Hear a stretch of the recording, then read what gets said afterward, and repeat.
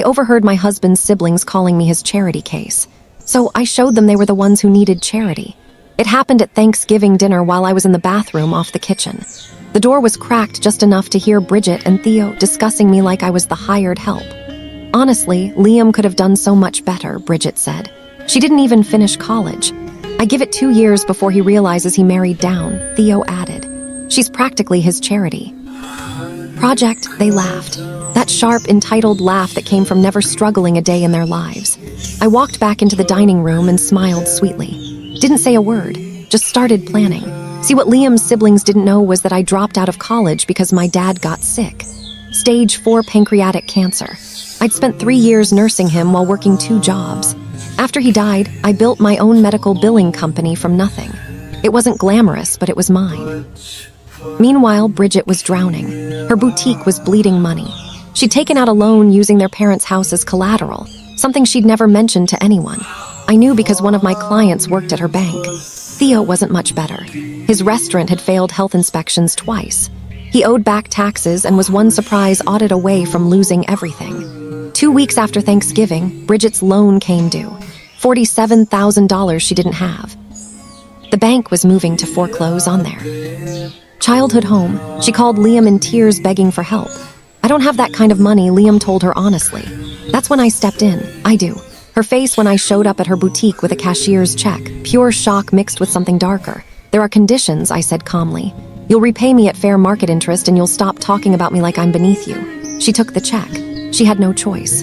3 months later, Theo's restaurant failed inspection again. This time it made the news. Customers vanished overnight. He was facing bankruptcy.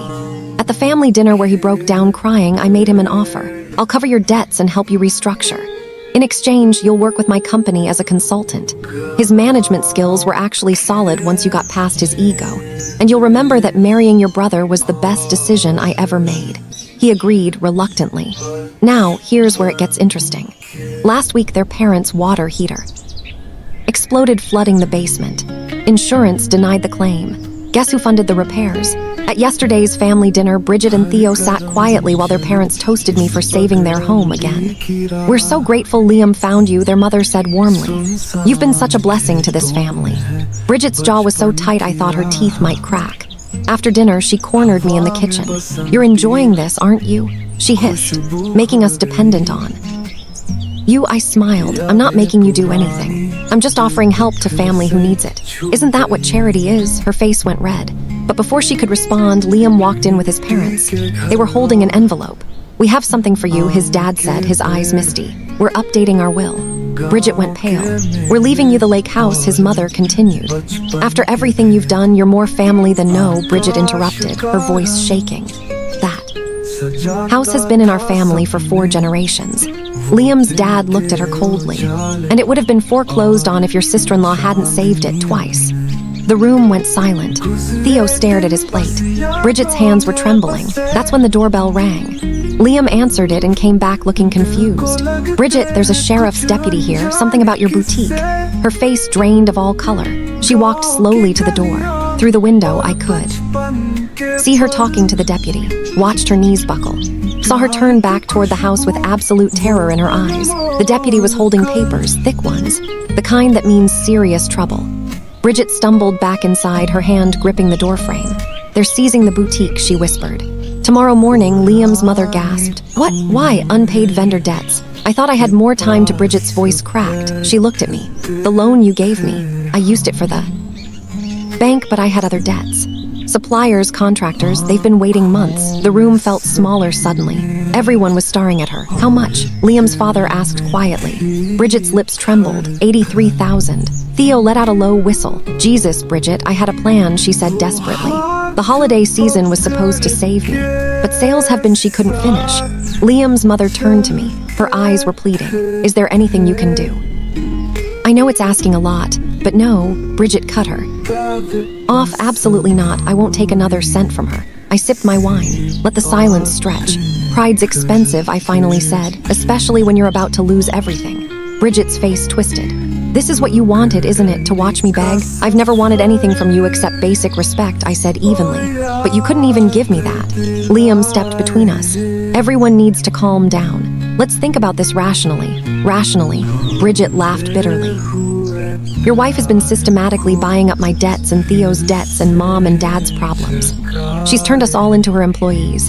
That's not fair, Liam's father said sharply. She's helped when no one else would. Because it gives her power over us, Bridget's voice rose. Can't you see what she's doing? I set down my wine glass, stood up. The room went quiet. You want to know what I'm doing? I said softly. I'm showing you what it feels like to need someone. Have nowhere else to turn. To swallow your pride and ask for help from someone you thought was beneath you.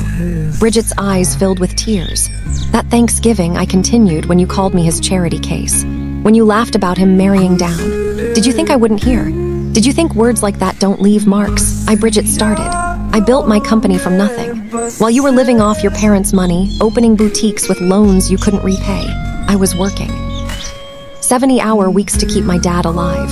And when he died, I kept working. I made something. I earned everything I have. My voice was steady, but my hands were shaking. So when you needed help, I gave it. Because that's what family does. Even when that family treats you like garbage. Liam's mother was crying now. His father looked stricken. But you're right about one thing, I said to Bridget. I did enjoy it. Every single time you had to come to me. Every time you had to admit you needed the charity. Case, the silence that followed was deafening. Then Bridget did something I didn't expect. She laughed. A hollow, broken sound. You win, she said quietly. Is that what you want to hear? You win. She turned to leave. Wait, I said. She stopped but didn't turn around. I'll cover the $83,000 on the same terms as before. Bridget's shoulders shook. Why, so you can own me completely? No, I said. So you can have the chance I gave your brother. The chance to prove you're more than your worst moment. She finally turned. Her mascara was running. I don't understand you. I know, I said. But you will. The deputy had left his card. I called the number that night from my home office. Liam was asleep. I'd been staring at spreadsheets for 3 hours running numbers. The conversation with the vendor's lawyer was brief. They wanted their money by Friday or they'd proceed with seizure. I arranged a wire transfer for Thursday morning. $83,247. When I hung up, I found Liam standing in the doorway. You didn't have to do that. He said, I know, then why? I turned in my chair because your sister is drowning and I remember what that feels like.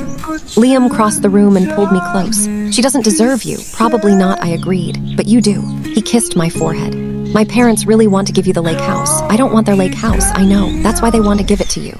The next morning, I met Bridget at her boutique. She was packing up inventory, her movements mechanical. The wire went through, I said from the doorway. She didn't look up. Thank you. We need to talk about restructuring, more conditions, a business plan, I corrected. You're talented, Bridget. Your taste is impeccable, but you're terrible at managing money. She finally met my eyes. And you're going to fix that? No, I said. You are, with help. Over the next 3 hours, we went through her entire operation. The boutique was beautiful, but inefficient. She was buying too much inventory, paying too much for rent, and her pricing strategy was incoherent. You're trying to compete with department stores, I explained, but your advantage is being local and curated. Charge more, buy less. Focus on pieces that tell a story. Bridget listened, really listened. For the first time, she wasn't defensive or dismissive.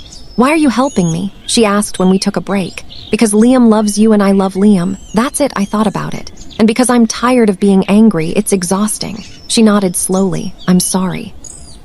What I said for all of it. I know, no, I mean it. I was jealous of you, of how much Liam loves you, of how easy everything seemed for you. I almost laughed. Easy, you're successful, confident, beautiful. Liam looks at you like you hung the moon. I spent my whole life trying to be perfect and failing.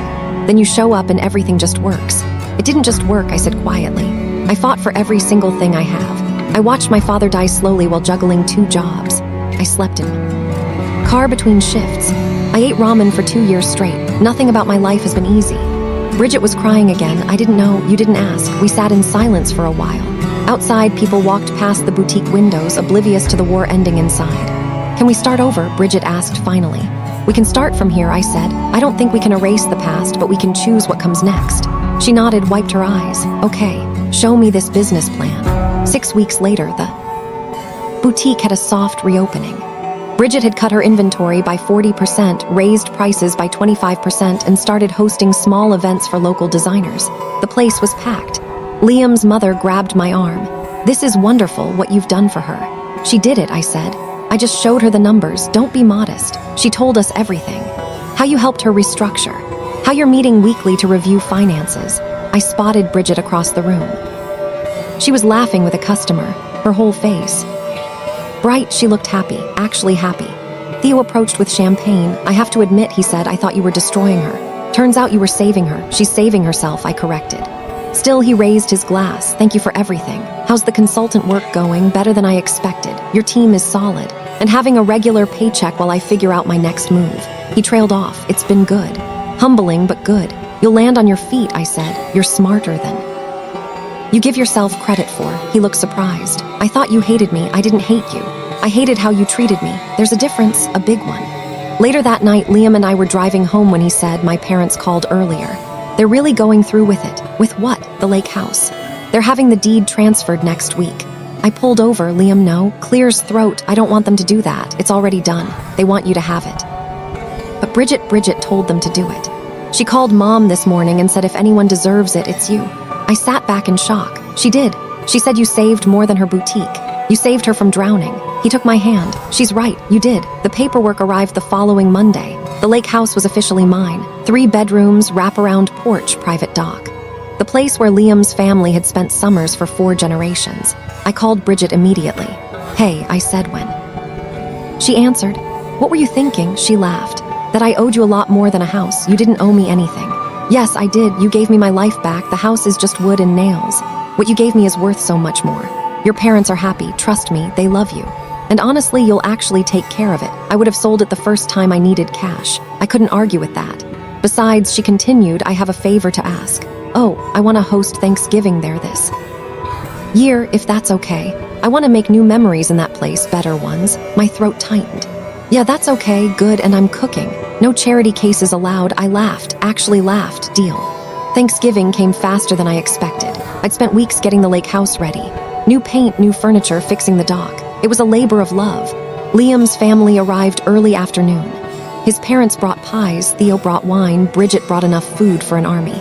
I might have overdone it, she admitted, staring at the overflowing kitchen. Might have, Theo teased.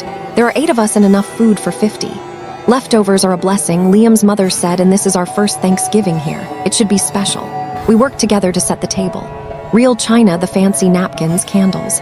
When we finally sat down, Liam's father stood with his glass raised. I want to make a toast. Everyone quieted. Last Thanksgiving, he began, I thought I knew my family. I thought I understood what we were, what we valued. His voice caught. I was wrong. He looked at me. You showed us what family really means. Not shared blood or shared history, but showing up, being there, sacrificing for people even when they don't deserve it. Bridget was crying. Theo, too. You saved our home multiple times. You saved Bridget's business. You gave Theo work when he'd lost everything. You did all of that despite having every reason to walk away. He raised his glass higher. To our daughter, because that's what you are. Our daughter. Liam's mother was sobbing openly now. I'm so proud to call you family. I couldn't speak, could barely breathe. Liam squeezed my hand under the table. To family, everyone said in unison. We ate until we couldn't move. The turkey was perfect. The stuffing divine. Bridget had outdone herself. Afterward, we moved to the porch. The sun was setting over the lake, painting everything gold and pink. I keep thinking about last year, Bridget said. Quietly, she was sitting next to me on the swing about what I said. Don't know, let me finish. She took a breath. I called you a charity case because I was terrified. Of you, of how much better you were than me. That's not true. It is, though. You built something real. I was playing dress up with Daddy's money, pretending I was a businesswoman. You were actually doing it. You're doing it now, I pointed out, because you showed me how. You could have destroyed me, should have, honestly. But instead, you... She wiped her eyes. You saved in every possible way. You saved yourself with your help. She turned to face me. I need you to know something. What I said last Thanksgiving, it wasn't about you. It was never about you. It was about me being terrified that I'd never be good enough. Good enough for what? For anything. For my family's expectations, for my own dreams, for life. She laughed sadly. Turns out I was right. I wasn't good enough. Not until I stopped pretending and started being honest. About what I didn't know. That takes more courage than pretending. Does it? Ask me how many times I almost gave up. How many nights I cried myself to sleep because I had no idea what I was doing. Bridget looked shocked. But you always seem so confident. That's because you only saw the finished product. You didn't see the years of failure and fear and nearly giving up. We sat in silence, watching the lake turn dark. Thank you, Bridget said finally, for not giving up on me. Thank you for not giving up on Inside, someone put on music. Theo was arguing with Liam about which football team was better. Liam's parents were dancing in the kitchen, swaying slowly to an old song. This was what family was supposed to feel like. 3 months after Thanksgiving, Bridget called me at 6:00 a.m. I knew immediately something was wrong. What happened? I asked, already getting out of bed. I got an offer for the boutique. I paused. That's good news, right?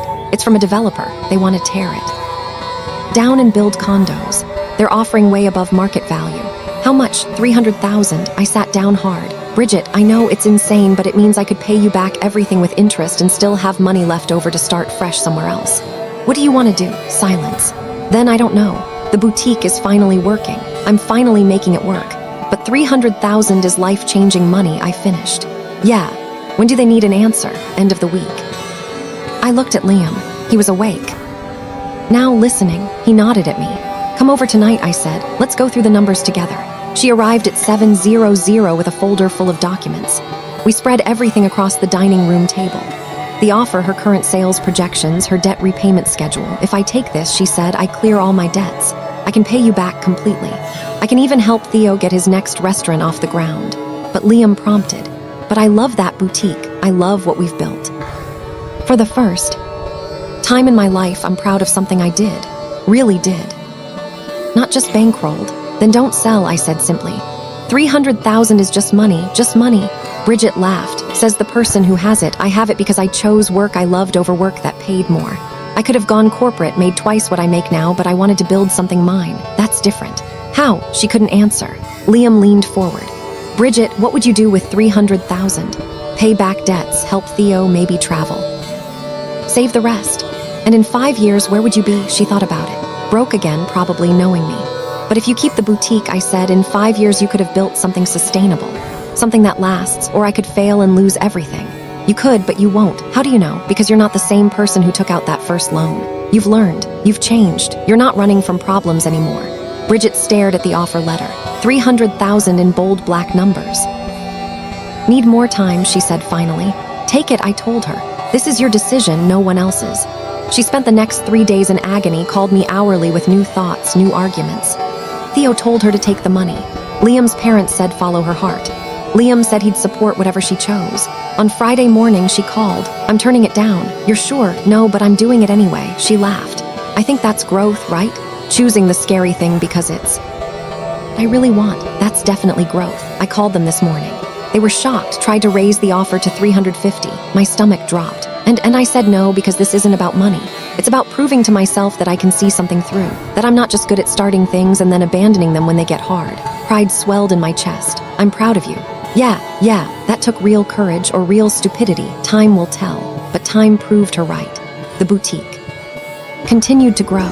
She expanded into online sales, started carrying local jewelry makers and artists, built a real community around the space. 6 months later, she hired her first employee, then her second, then her third. 1 year after turning down the offer, she'd paid back 40% of what she owed me. You know you don't have to rush this, I told her when she handed me a check. I want to, she said firmly. I need to. Why? Because then we're equals. Not debtor and creditor, not charity and charity. Case just equals. I understood that more than she knew. Fair enough, I said, taking the check. Besides, she added with a grin, I have something else to tell you. What? I'm getting married. I nearly dropped the check. What? To who? His name is Derek. We met at one of my events. He's a graphic designer, quiet, kind, nothing like the guys I used to date. When did this happen? We've been seeing each other for 8 months. I didn't tell anyone because I wanted to make sure it was real first. That I wasn't just falling into old patterns. And it's real. He proposed last weekend at the lake house. On your dock, actually. Hope you don't mind. Of course not. Bridget, this is wonderful. She beamed. Will you be my maid of honor? The question hung in the air between us. Are you sure? I asked carefully. That's usually a sister or best friend. Yeah, but you're both. You're the sister I should have been to you from the start. My eyes filled with tears. I'd be honored. The wedding was small, 50 people at the lake house. Bridget wore simple white flowers in her hair. Derek looked at her like she was the only person in the world. When they said their vows, Bridget's voice cracked. You saw me when I couldn't see myself. When I was broken and lost and drowning in my own mistakes. You didn't try to fix me or change me. You just loved me exactly as I was. There wasn't a dry eye in the house. At the reception, Theo gave a speech. My sister has always been stubborn, proud, sometimes impossible. Everyone laughed. But this past year, I've watched her become someone different, someone better. Not because she had to, but because she wanted to. He raised his glass to Bridget and Derek and to second chances. Later, Bridget pulled me aside. We walked down to the dock, drinks in hand. The sun was setting, just like last Thanksgiving. I keep thinking about that night, she said when the deputy showed up when I thought I'd lost everything. That feels like a lifetime ago. It does, but also yesterday. She took a sip. I wanted to hate you. It would have been so much easier to hate you. But you wouldn't let me. You just kept showing up, kept helping, kept refusing to be the villain I wanted you to be. I wasn't trying to be anything, just trying to survive your family. She laughed. Fair. We weren't great to you. You really weren't. I'm sorry, truly, for all of it. I know, and I forgive you. I forgave you a long time ago. Why? I didn't deserve it, I thought. About my dad, about those last days in the hospital, about how he'd forgiven everyone everything because he said life was too short for grudges. Because holding on to anger was killing me, I said honestly. And because you're Liam's sister and I love him, which means I had to find a way to love you too. Even when I was awful, especially then. That's when people need love most. Bridget started crying. Big, shoulder-shaking sobs. Hey, I said, pulling her close. It's your wedding day, you're supposed to be happy. I'm happy, she managed through tears. I'm so grateful for everything, for you. We stood there on the dock, holding each other while the sun painted the sky in shades of gold and red. 2 years later, Bridget asked me to meet her at the boutique. She had that look, the one that meant something big. Okay, what's going on? I asked when I arrived. She handed me an envelope. Inside was a check for $94,000. That's everything, she said quietly. With interest, where? Even, I stared at the check. It felt surreal. Bridget, this is don't. She held up a hand. Let me say something first. I closed my mouth. When you loaned me that first $47,000, I thought you were buying power over me. I thought you were going to hold it over my head forever. Use it to control me. I know, that's my point. You never did. You never once threw it in my face or made me feel small. You just helped. And then kept helping, even when I didn't deserve it. She sat down on the boutique counter. I've learned so much from you. About business, yeah, but more about being a person. About grace and generosity and what it means to really show up for people. You've worked so hard, I said. You built this, not me.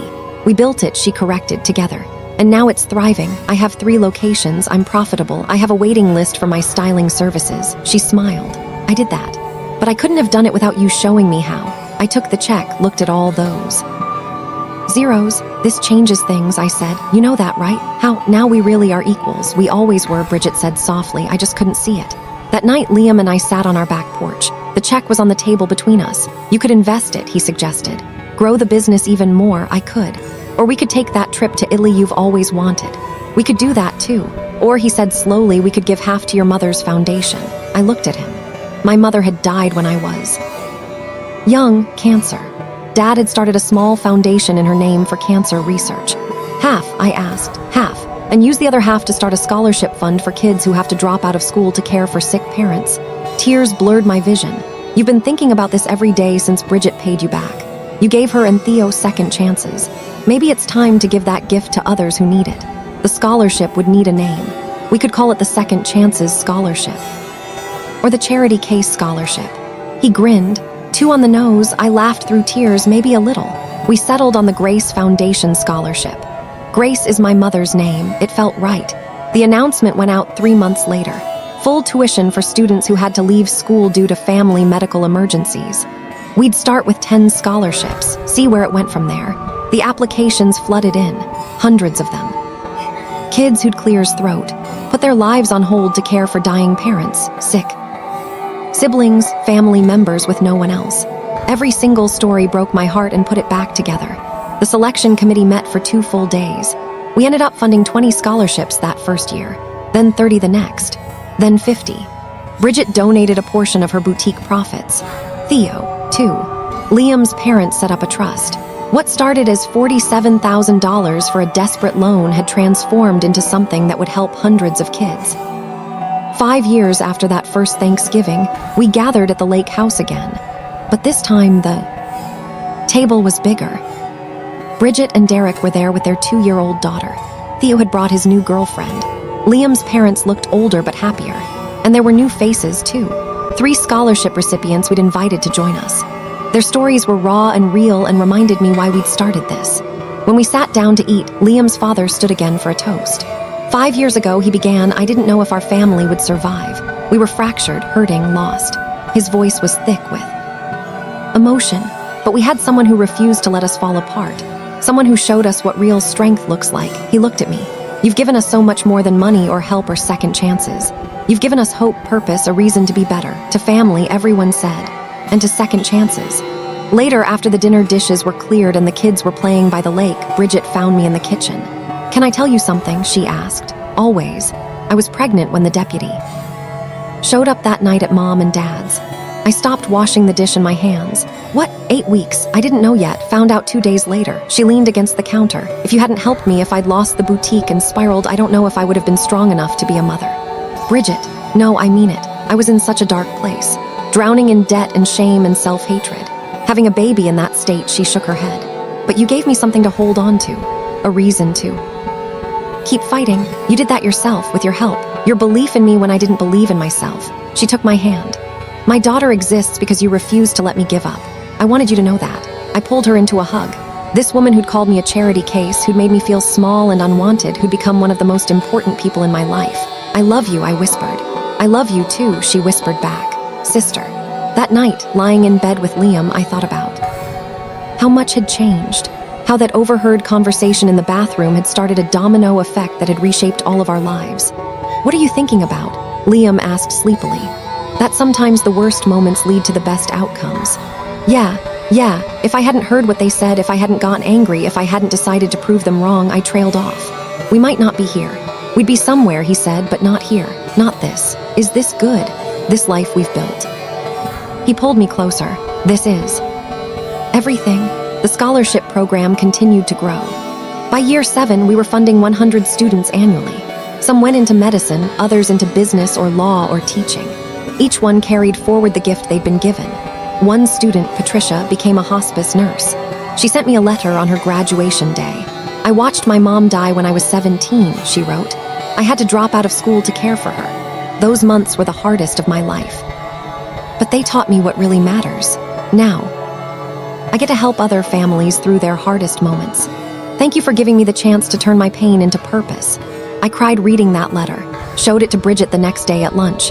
This is what we're doing, I said. Taking people's worst moments and helping them transform them into meaning. You started all of this, Bridget reminded me. No, your cruelty started this. My response just shaped it. She flinched. I deserved that. I didn't mean it as an attack, just the truth. Without that pain, I wouldn't have found this purpose. Does that make what I did okay? No, but it makes it useful, and maybe that's enough. We sat in comfortable silence. Outside, people walked past the boutique. Bridget's second and third locations were doing even better than the first. She'd become a fixture in the local business community, a mentor to young entrepreneurs. I got asked to speak at a women's business conference, she mentioned casually. That's amazing. What's the topic? From failure to success, how to rebuild after rock bottom. I grinned. Poetic, I'm terrified. You'll be brilliant. Just tell them the truth. The truth is messy. The truth is real. That's what people need to hear. She gave the speech 3 weeks later. I sat in the front row as she told her story. Every mistake, every failure, every moment she'd wanted to give up. I was drowning, she said to the crowd of 300 women. Drowning in debt and pride and the belief that asking for help meant admitting defeat. She talked about the loan, about me showing up with a check and conditions, about how humiliating it felt to need someone I'd treated so poorly. But here's what I learned, she continued. Pride isn't strength. Pride is fear wearing a mask. Real strength is admitting you need help. Real strength is accepting that help with grace and then doing the work to change. The audience was silent, hanging on every word. My sister-in-law didn't save me. She gave me the tools to save myself. She believed in me when I didn't believe in me.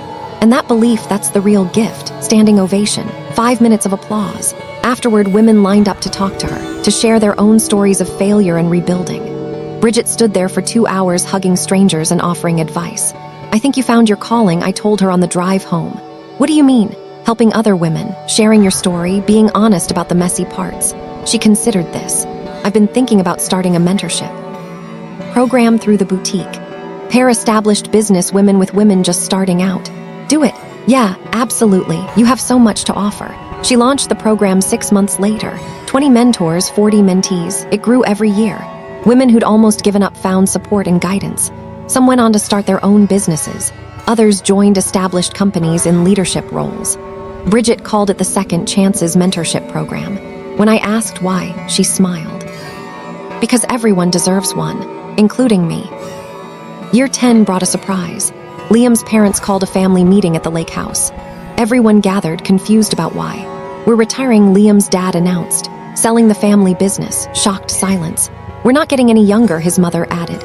"And we want to enjoy our retirement while we still can." "What about the company?" Theo asked. "You've built that for 40 years. We're selling to a competitor. Good people. They'll take care of our employees." "When?" Liam asked. "Paperwork finalizes." Next month, more silence. The family business had been their identity for decades. "We want to do something with the money," his dad continued, "something meaningful." He pulled out papers, legal documents. "We're establishing a family foundation. Equal board seats for all of you. The goal is to continue and expand the work you've started with the scholarship program." I couldn't breathe. "What?" "You showed us what real legacy looks like," his mother said, her eyes on me. "Not businesses or property, but changed lives. We want to be part of that." The foundation launched with $12 million in initial funding. We added programs for healthcare access, housing assistance, and mental health services for caregivers. The first year, we helped 500 families. The second year, 1 to 200. By year 5, we were operating in 6 states. Bridget ran the business mentorship arm. Theo managed operations. Liam handled legal issues. His parents did fundraising. I oversaw strategy and program development. We met monthly to review applications and make decisions. What had started as a fractured, hurt family had become a team dedicated to helping others. One day, during a particularly long meeting, Bridget's phone rang. She stepped out to answer it, then came back looking pale. "That was the mayor's office," she said quietly. "They want to give us an award for community service." "That's wonderful," Liam's mother said. "There's more.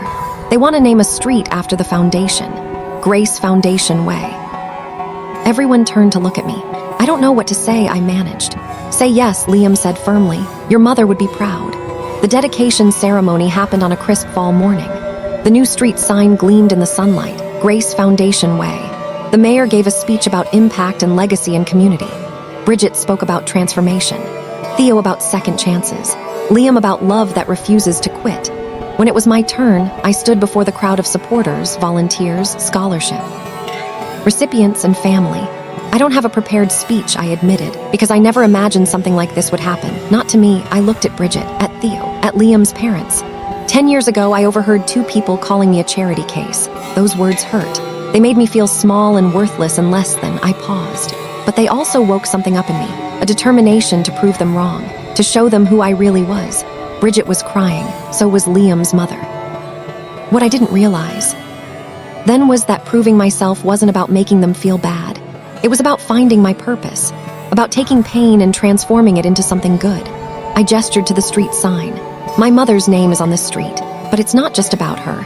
It's about everyone who has ever felt less than, everyone who's been dismissed or underestimated or called names that hurt." My voice strengthened.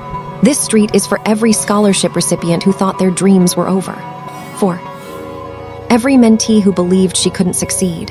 For every family who's losing someone they love and doesn't know how they'll survive." The crowd was silent.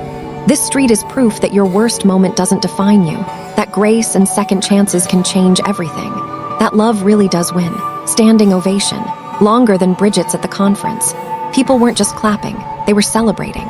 After the ceremony, a young woman approached me, early 20s, eyes bright with intelligence. "I'm Destiny," she said. "I was one of your first scholarship recipients. 7 years ago, I remember you were pre-med." Her face lit up. "I just finished my residency. I'm starting as an attending physician next month at Children's Hospital." Pride swelled in my chest. "That's incredible. I want to establish an endowment," she continued, "to fund more scholarships. Give back what was given to me. You don't have to, I know, but I want to. Because someone believed in me when I had nothing. Now I want to believe in someone else." This was the moment.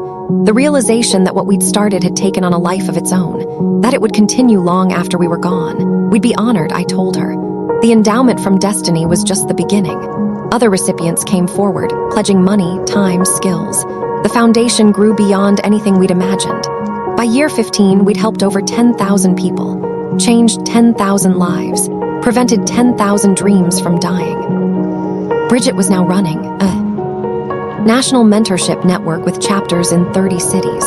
Theo had opened a consultation firm that helped struggling restaurants turn profitable, with proceeds funding the foundation. Liam's parents had become sought-after speakers on philanthropic strategy. And me? I'd stepped back from day-to-day operations to focus on long-term vision and speaking engagements about transforming pain into purpose. One evening, Liam and I were walking through the neighborhood. We passed Grace Foundation Way. The street was lined with small plaques, each bearing the name of a scholarship recipient and their current profession. "Look at all of this," Liam said softly. "Everything that came from one overheard conversation. Do you ever think about what would have happened if I'd confronted them that night instead of walking away and planning?" "All the time," he admitted. "A screaming match, hurt feelings, maybe a permanent family split. Instead, we got I gestured at the plaques, at the lives changed, at the legacy built. We got Grace, Liam. Finished in every sense of the word. 20 years after that first Thanksgiving, we gathered at the lake house for what had become an annual tradition. But this time, there were 40 people instead of 8. Bridget's family had grown to 4 kids. Theo had finally settled down with his restaurant consultant girlfriend, and they had twins. Liam and I had adopted 2 children, siblings who'd lost their parents in a car accident.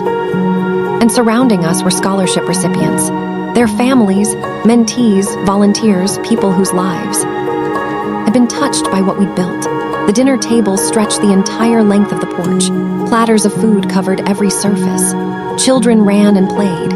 Adults swapped stories and laughed. Before we ate, Liam's father stood. He was older now, grayer, but his eyes were bright. 20 years ago, I almost lost my family. Not to death or disaster, but to pride, to cruelty, to failing to see what really mattered. His voice wavered. My daughter Bridget said terrible things about my daughter-in-law. My son Theo stood by and said nothing. I allowed a culture in this family that valued money and status over character. The table was silent. But Grace found us anyway in the form of a woman who should have walked away, who should have cut us out of her life completely. Instead, she stayed. She fought. She loved us better than we deserved. He raised his glass, tears streaming down his face, to Grace, to second chances, to the family we chose to become instead of the family. We were to Grace, everyone echoed. After dinner, I found Bridget down by the dock. She was watching her oldest daughter play in the water. Hi, I said, sitting beside her. Hi yourself. Good dinner. The best, she smiled. Hard to believe it's been 20 years, feels like yesterday and forever ago at the same time. Do you remember exactly what I said that Thanksgiving? I'd never told her the full details, just that I'd overheard something hurtful. You said Liam could have done better, that I didn't finish college, that I was his charity project. She flinched. God, I was such a you were scared, I interrupted gently, scared and drowning and lashing out. I get it now in a way I didn't then. Does it still hurt hearing it? I considered this honestly. Sometimes, but mostly it just feels like it happened to someone else, a different version of me. A version that didn't know how strong she was. Maybe. Or a version that hadn't learned that strength isn't about never getting hurt. It's about what you do with the hurt. Bridget leaned her head on my shoulder. I love you, my sister, my friend, my savior. I love you too, and I'm not your savior, just someone who refused to let you drown. Same thing. Not really. A savior does it for you. I made you do the work yourself. She laughed. Fair point. We sat in comfortable silence as the sun set over the lake. This place that had seen so much pain and healing, so much transformation. Do you ever wonder what your dad would think? Bridget asked. About all of this? My throat tightened. I thought about Dad every day. His lessons about forgiveness, about working hard, about building something that matters. I think he'd be proud, I said quietly. Not of what we built, but of how we built it, with grace instead of revenge, with love instead of anger. He raised an amazing daughter. He raised a daughter who learned that being amazing means helping others be amazing, too.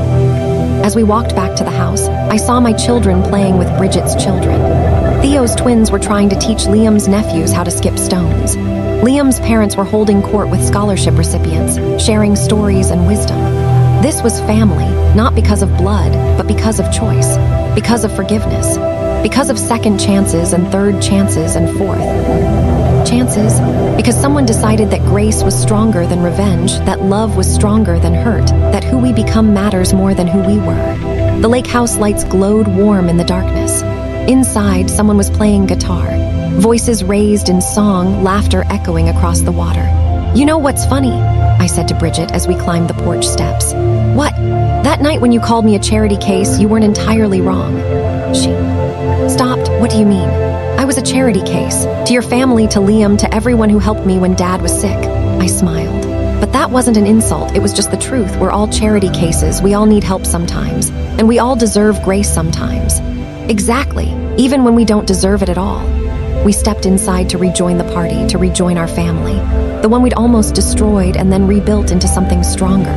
The one. That proved that sometimes the worst things said become the catalyst for the best things built. That charity, in all its forms, is never a weakness. It's the bravest thing we can offer, and the most transformative thing we can receive. 20 years from a bathroom door, from an overheard insult, from a decision to respond with grace instead of vengeance. 20 years of building something that would outlive us all.